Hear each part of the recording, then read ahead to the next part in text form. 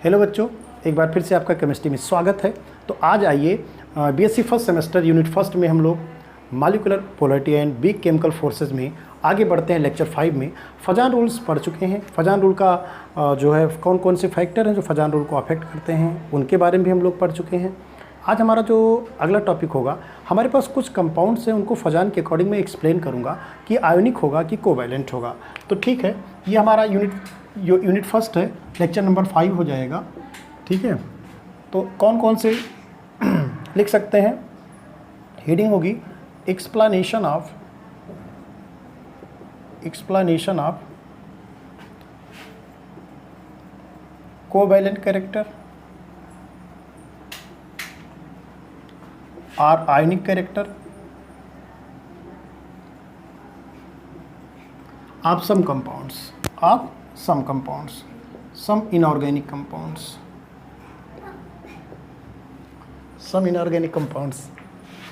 Okay.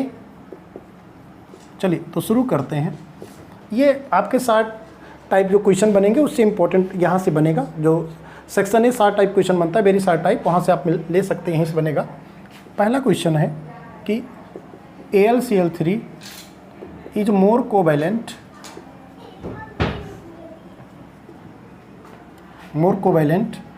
Then AlF3, why. इसका explanation देख लेते हैं हम लोग। इसका एक्सप्लेनेशन क्या होगा।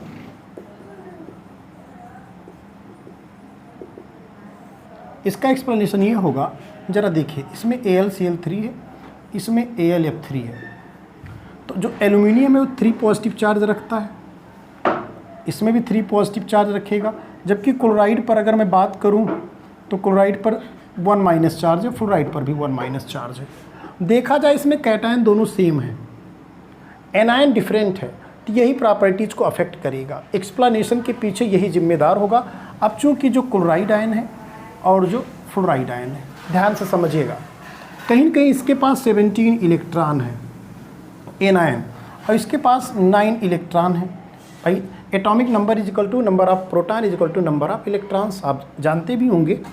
किसी भी एटम का जो एटॉमिक नंबर है, atomic ATOMIC, atomic number is equal to number of protons is equal to number of electron. ये सीधा सीधा कॉन्सेप्ट है। अब जिसके पास मैंने बताया है, पुराना कॉन्सेप्ट है, अगर किसी के पास कोई एनायन हो, anion with greater number of electrons polarizes easily, या मैं ऐसे भी कह सकता हूँ, लार्जर जो एनायन होते हैं वो जल्दी पोलराइजेशन, कहीं न कहीं शॉर्टर एनायन या स्मॉलर एनायन की अपेक्षा ईजिली पोलराइज करते हैं लार्जर एनायन। ठीक है, उसका कारण एक तो उनकी साइज बड़ी है। जो व्यक्ति जितना ज़्यादा लंबा होगा उतना ज़्यादा झुकेगा बुढ़ापे में, वही कॉन्सेप्ट लगने वाला है यहाँ पर। तो ये लार्जर एनायन है, तो कहीं न कहीं इसमें पोलराइजेशन ज़्यादा होगा। तो अगर मैं इस कैटायन का स्ट्रक्चर इस तरह से बनाऊँ और एनायन का स्ट्रक्चर मैं इस तरह से बनाऊँ, दिस इज एनायन, इसमें भी मैं कैटायन का स्ट्रक्चर कुछ इस तरह से बनाऊँ, फ्लोराइड जो एनायन होगा वो छोटा होगा। ठीक है, तो चलिए, कहीं न कहीं क्लोराइड की अपेक्षा छोटा होगा। तो ये दोनों जब पास पास आएंगे, इनके बीच इंटरेक्शन होगा, तो कहीं न कहीं Cl का पोलराइजेशन ज़्यादा होगा। कैटायन भी थोड़ा बहुत पोलराइज करेगा। कैटायन के अंदर पोलराइजिंग पावर ज़्यादा होती, मैंने बताया था। पोलराइजिंग पावर वह पावर होती है जो एनायन को झुकाने की कला होती है, एनायन को पोलराइज करने की कला होती है। तो ये हमारा कैटायन हुआ। अब देखिए, ये हमारा एनायन कुछ इस तरह से झुक रहा है, जबकि इसमें भी वो सब कैटायन कहीं न कहीं थोड़ा बहुत इसमें भी पोलराइज होगा, और एनायन इसमें कम पोलराइजेशन होगा। एनायन का कम पोलराइजेशन होगा। ठीक है, कम पोलराइजेशन होगा।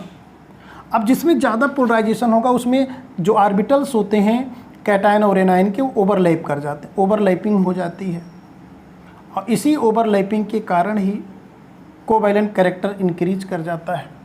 इसमें भी ओवरलैपिंग होती है, थोड़ा बहुत होती है, तो इसमें स्मॉल कोवैलेंट कैरेक्टर रहेगा। स्मॉल कोवैलेंट कैरेक्टर याद रहे तो स्मॉल कोवैलेंट कैरेक्टर मतलब आयनिक कैरेक्टर ज़्यादा है, तो याद रखिएगा covalent character covalent character inversely proportional to ionic character. Ionic character, ये कॉन्सेप्ट माइंड में रख लीजिए।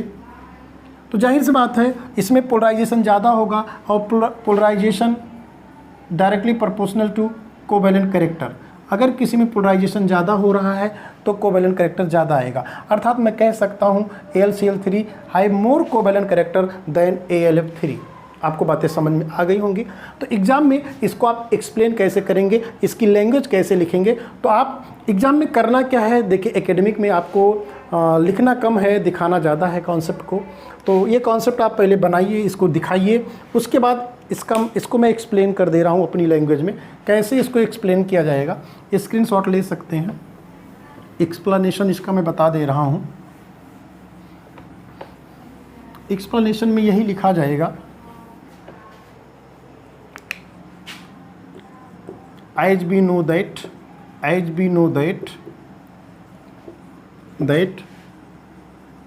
larger anion polarizes largely than smaller anion.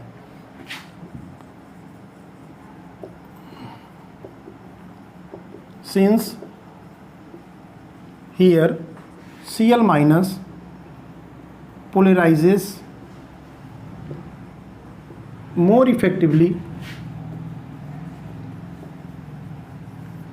than fluoride ion. This is the reason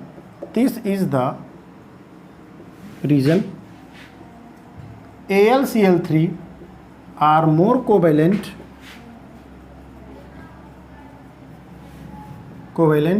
than AlF3।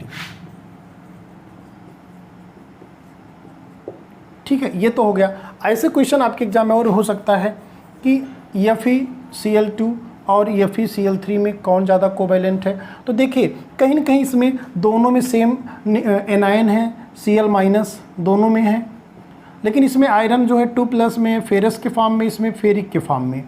तो हमेशा याद रखिएगा कहीं ना कहीं Fe2+ से Fe3+ छोटा है, स्मॉलर है।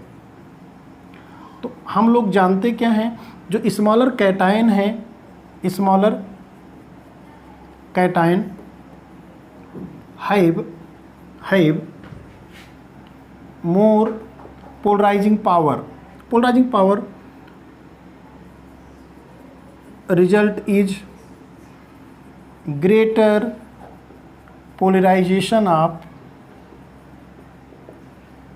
polarization of anion. This is the reason FeCl3 have more covalent character than FeCl2। Okay, ये आपका इसका सॉल्यूशन हो जाएगा। देखिए कोई भी कैटायन जाहिर बात है ज़्यादा पॉजिटिव चार्ज हो, स्मॉलर साइज हो, तो उसकी पोलराइजिंग मतलब आप ये समझ सकते हैं उसका न्यूक्लियस बड़ा इफेक्टिव हो जाता। उसके न्यूक्लियस का जो पावर है, जिसे हम लोग अभी मैं आगे बताऊंगा, हम लोग इफेक्टिव न्यूक्लियर चार्ज कहते हैं, वो ज़्यादा हो जाता है। और जब किसी न्यूक्लियस का इफेक्टिव न्यूक्लियर चार्ज ज़्यादा होगा मतलब न्यूक्लियस की पावर ज़्यादा होगी, सामने वाले को काफ़ी कुछ वो प्रभावित कर देगा। देखिए जैसे कभी कभी आप देखते होंगे कि कुछ व्यक्तियों से आप मिलते होंगे और उसकी बात आप ना नहीं कर सकते, क्योंकि उसके अंदर वो इम्प्रेशन स्टाइल है, वो उसकी पर्सनालिटी ऐसी होती है कि सामने वाले को कहना मानना पड़ता है। वैसे कैटायन के अंदर भी एक कैपेसिटी होती है, उसको हम लोग पोलराइजिंग पावर के रूप में मेजर करते हैं। अब अगर इसी क्रम में हम आगे आपसे बात करें तो देखिए और क्या हो जाएगा। आप कॉपी पेन लिए रहें, नोट करते चलें, नोट्स ज़रूर बनाएं। आप बीएससी में, ग्रेजुएशन में विदाउट नोट्स के शायद अच्छा मार्क्स गेन करने में थोड़ी सी समस्या हो सकती है, नोट्स ज़रूर बनाएं। ऐसे क्वेश्चन है आपके सामने, क्यूप्रिक ऑक्साइड और क्यूप्रिक सल्फाइड, इसमें ज़्यादा कोवैलेंट कैरेक्टर किसमें होगा? इसमें होगा। उसका कारण है, देखिए दोनों में क्यूप्रिक आयन है, सेम है। जो सेम होगा वो प्रॉपर्टीज़ को एक्सप्लेन नहीं करता, याद रखें। इसमें ऑक्साइड आयन, इसमें सल्फाइड आयन है। ये लार्जर है, जो लार्जर होगा वो मोर इफेक्टिवली पोलराइज होगा, और जब पोलराइज होगा तो उसमें मोर कोवैलेंट कैरेक्टर भी तो आएगा। सही है, अर्थात कहीं न कहीं ये ज़्यादा कोवैलेंट होगा। तो ये भी तो मैं कह सकता हूँ ये कोवैलेंट कैरेक्टर के केस में है। लेकिन अगर मैं आयनिक की बात करूँ, क्यूप्रिक ऑक्साइड मोर आयनिक देन क्यूप्रिक सल्फाइड, ऐसे भी क्वेश्चन पूछा जा सकता है। ये मोर आयोनिक हो गया, ये आपका लेस आयनिक हो गया। याद रखें, जो मोर आयनिक होता है उसका जो है मेल्टिंग पॉइंट हमेशा क्या होगा, ग्रेटर होगा। जो लेस आयनिक होगा तो जाहिर सी बात है मोर कोवैलेंट होगा, तो उसका जो मेल्टिंग पॉइंट होगा वो स्मॉलर होगा। क्लियर है, ये कुछ बातें हैं।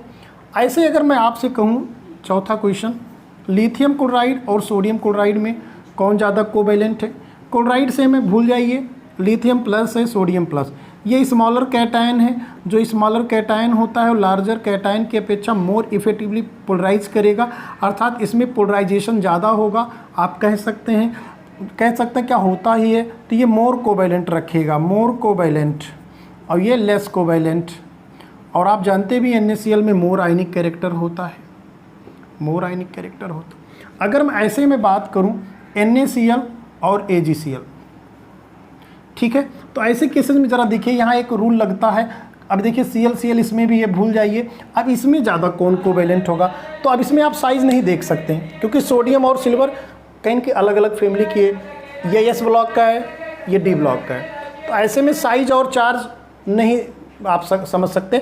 इसके लिए एक दूसरा कॉन्सेप्ट है जो है इलेक्ट्रॉनिक कॉन्फ़िगरेशन के आधार पर देखेंगे। तो कैटायन का ऐसे केसेस में इलेक्ट्रॉनिक कॉन्फ़िगरेशन देखिए, इसमें Na+ अगर आप बात करें तो इसके पास 10 इलेक्ट्रॉन है, तो इसका कॉन्फ़िगरेशन होगा 2-8।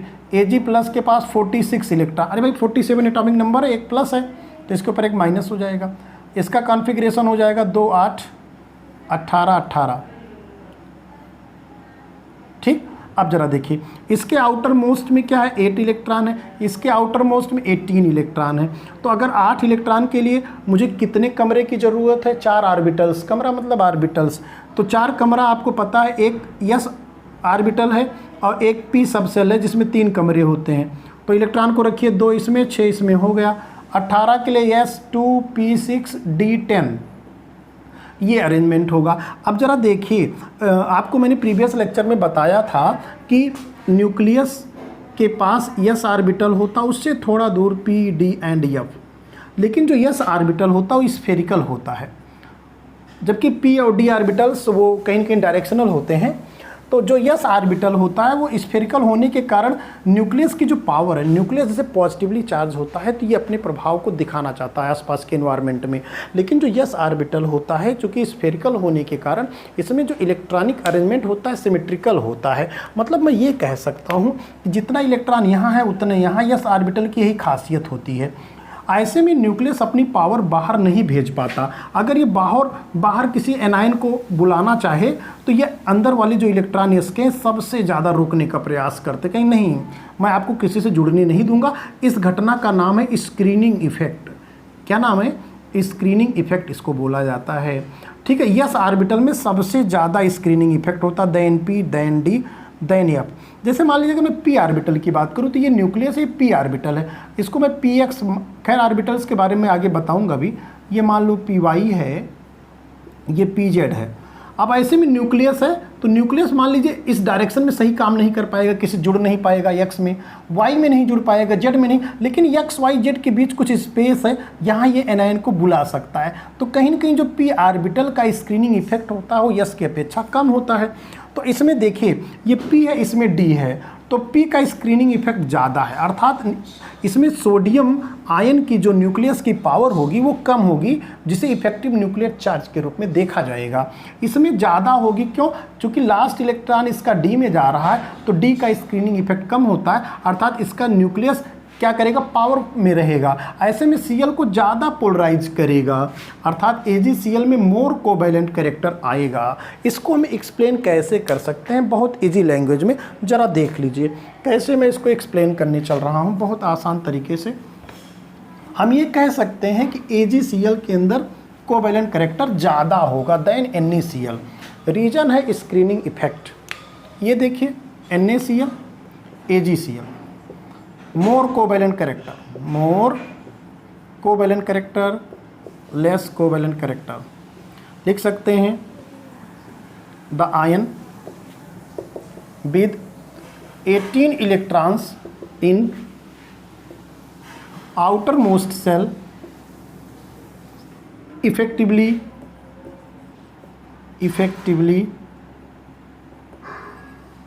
polarizes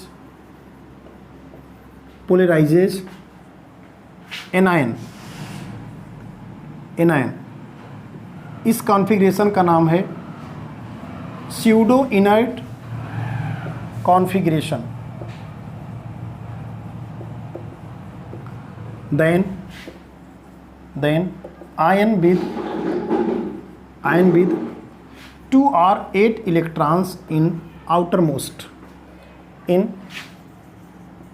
outermost cell, इसे बोला जाता है inert electronic configuration.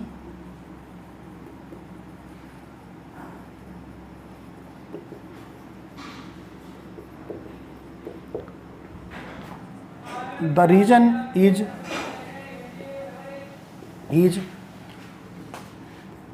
the screening effect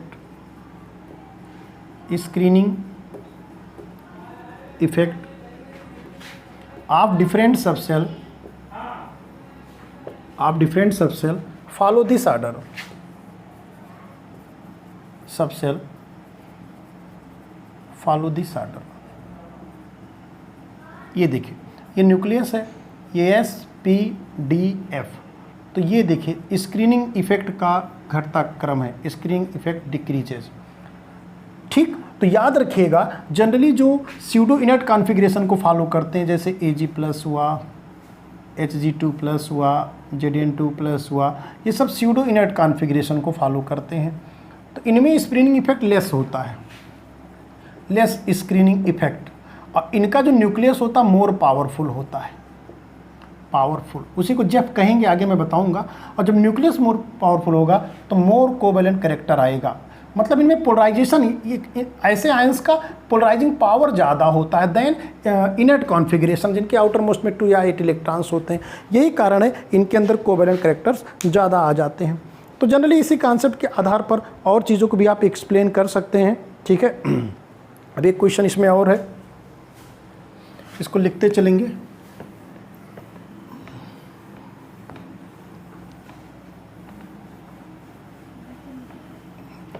जैसे अगर मैं आपसे ये कहूँ इसको कैसे आप एक्सप्लेन करेंगे तो बताइएगा। CaCl2 एंड HgCl2 में कौन ज़्यादा कोवेलेंट होगा और क्यों? तो फजान के अकॉर्डिंग देखिए, अगर आपसे कोवेलेंट कैरेक्टर पूछा जाए, ज़्यादा है, कितना ज़्यादा तो नहीं बता पाएंगे, बट ज़्यादा है कम है ये एक्सप्लेन करते हैं। तो इसी में ज़्यादा कोवेलेंट, क्योंकि ये क्या करेगा 18 इलेक्ट्रॉन कॉन्सेप्ट को फॉलो करेगा, जो कि स्यूडो इनर्ट कॉन्फ़िगरेशन है। इसके पास कैल्शियम 2+ के पास 2 8 8, तो जाहिर सी बात है यही मोर कोवेलेंट कैरेक्टर होगा। तो इस लेक्चर में आज के लिए बस इतना ही। आगे लेक्चर में आपको मैं समझाने वाला हूँ कि मालिक्यूल्स के अंदर कैसी बॉन्डिंग होती है। भाई एटम के अंदर बॉन्डिंग तो हम लोग जानते हैं, बट उसको भी लेके मैं आगे बताऊँगा आपको। Thank you so much.